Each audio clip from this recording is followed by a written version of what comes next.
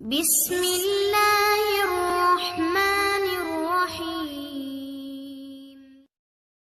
بند میں اسلام کا پرچم دنیا میں لہرایا ہے، ظلم و ستم کے دور کے اندر حق کا دیپ جلایا ہے۔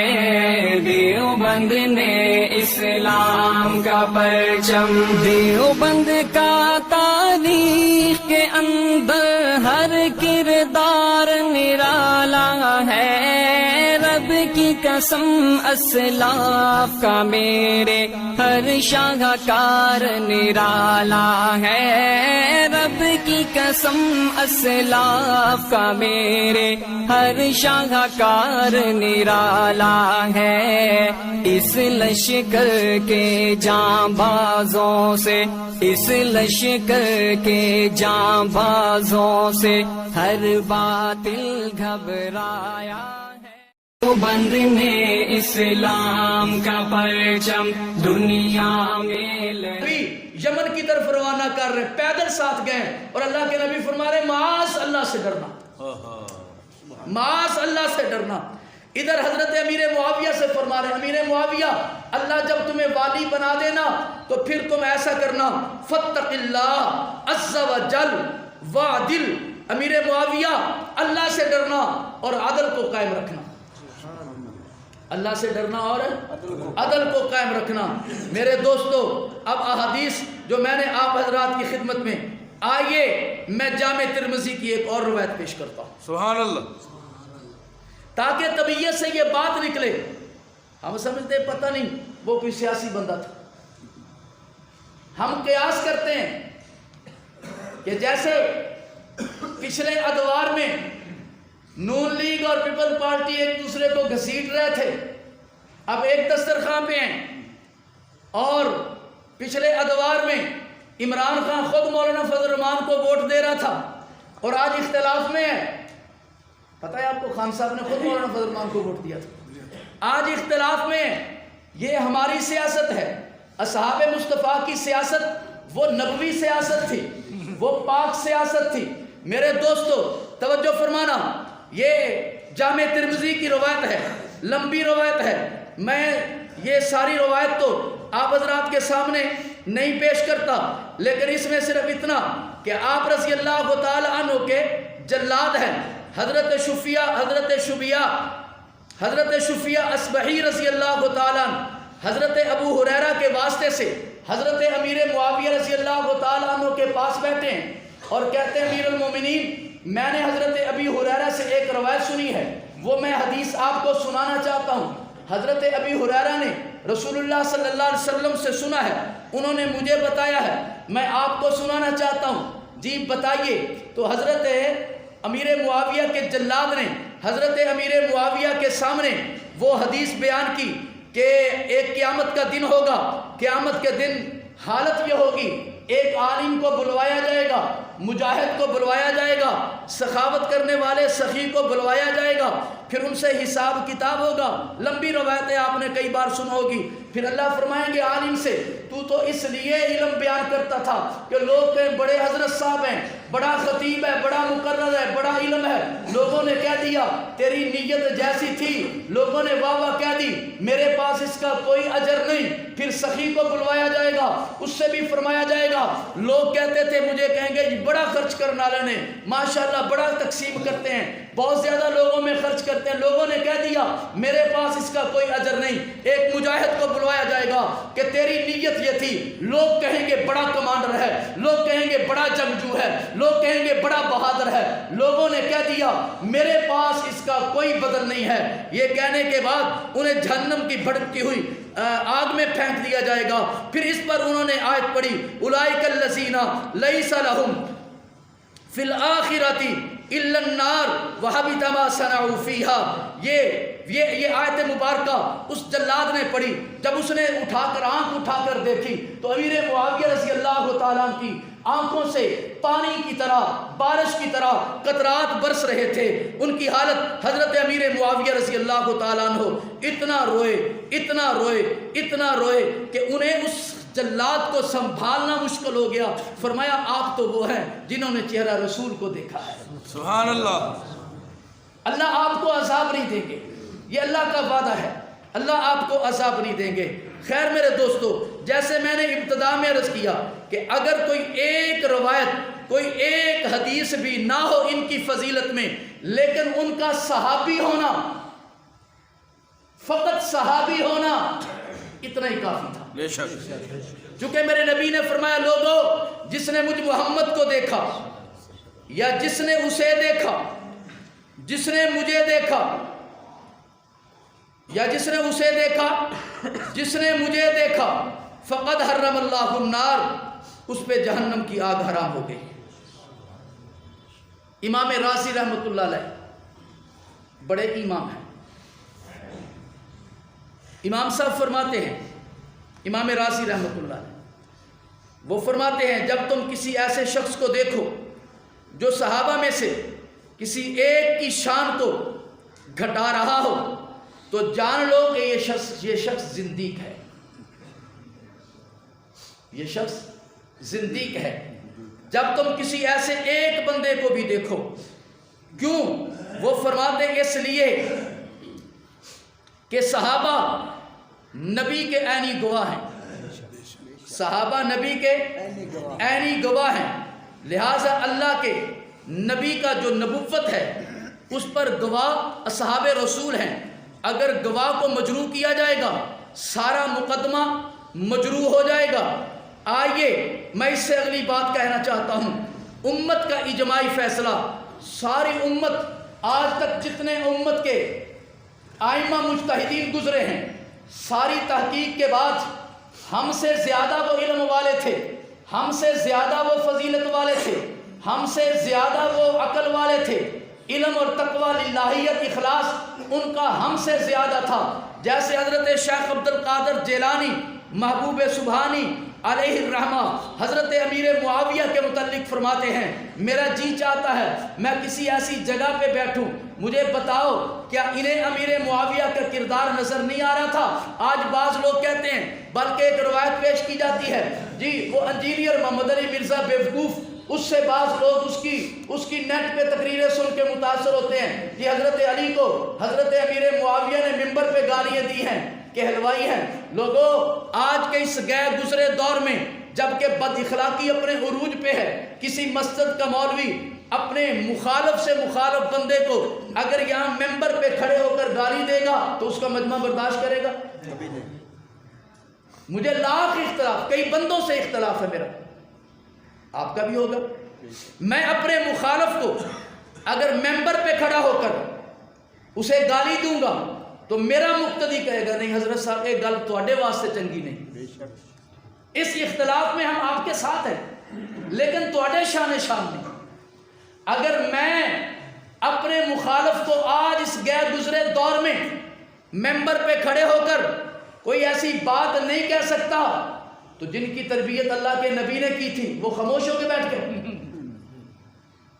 ان کا ایمان بھی جیسے میرے نبی نے فرمایا سب سے بہترین زمانہ میرا زمانہ ہے، پھر میرے زمانے کے بعد ان کا زمانہ ہے جو میرے زمانے کے ساتھ ہے، سب سے بہترین لوگ یہ ہیں. پھر وہ خاموش ہو گئے.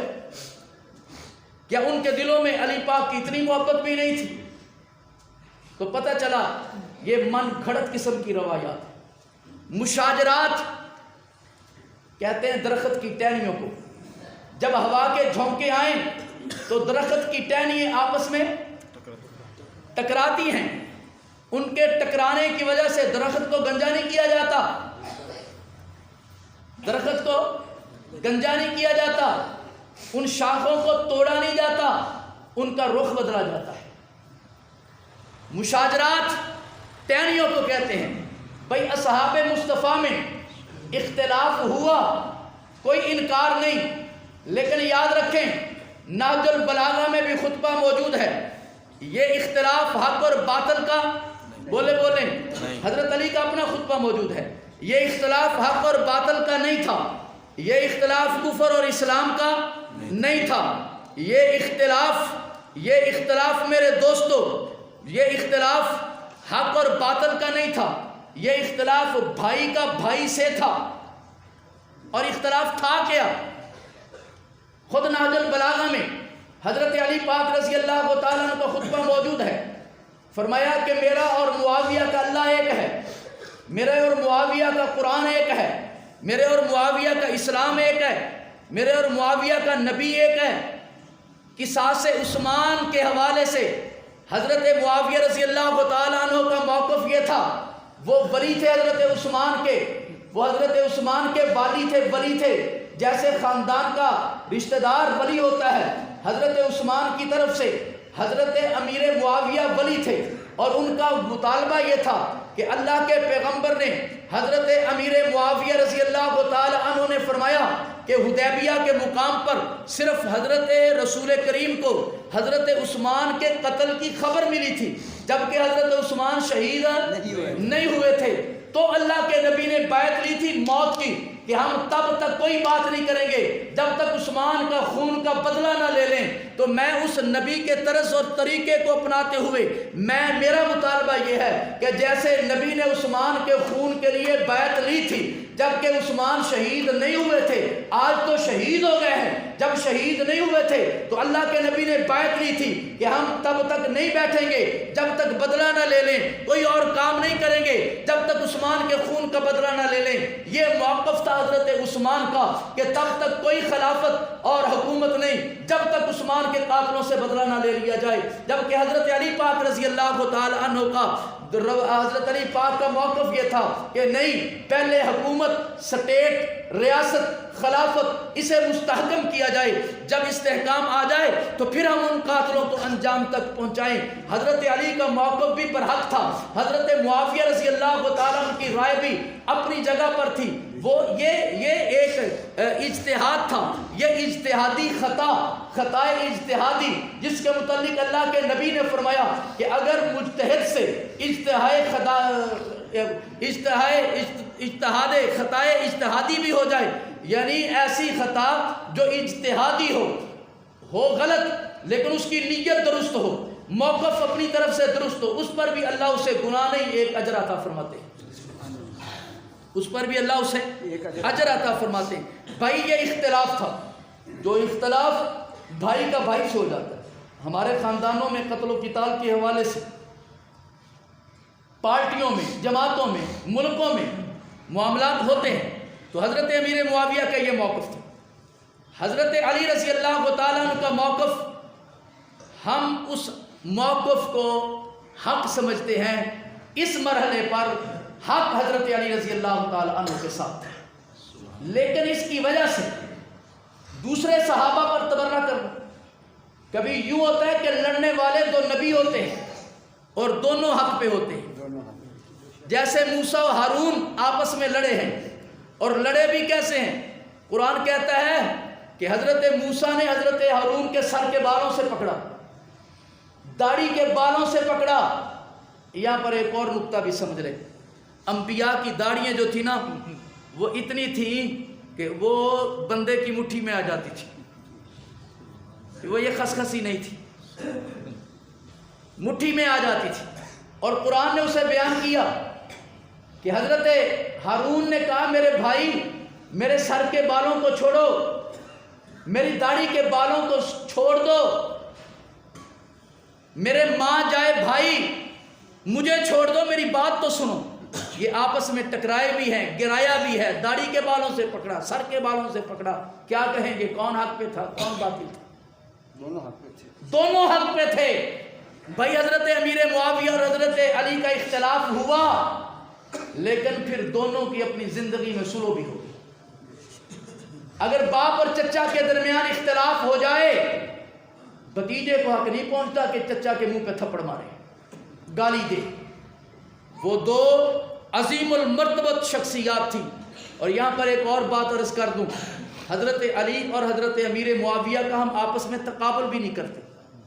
حضرت علی رضی اللہ تعالیٰ عنہ کی شان، قدر و منزلت حضرت امیر معاویہ سے کہیں زیادہ ہے، کہیں زیادہ ہے، لیکن اس کے عوض میں جب امیر معاویہ سے حضرت علی نے صلح کر دی تو آج علی کا نام لے کر کہ انہیں گالیاں دے، یہ کیسے برداشت ہو سکتا ہے؟